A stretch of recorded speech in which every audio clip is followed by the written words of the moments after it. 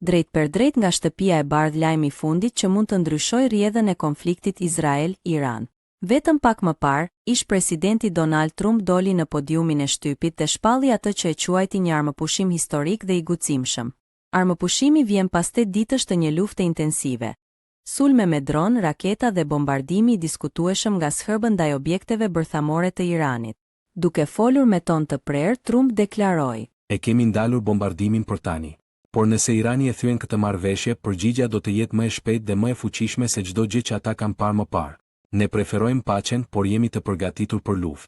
Sipas burimeve diplomatike, armëpushimi është ndërmjetësuar me ndihmën e palëve neutrale si Zvicra dhe Katari, ndërsa një telefonat kyçe ndodhi vetëm disa orë para shpalljes zyrtare. Trump theksoi se kjo nuk është një marrëveshje paqeje, por një provë. Irani tani ka një zgjedhje, paqja ose pasoja që nuk mund të imagjinoj.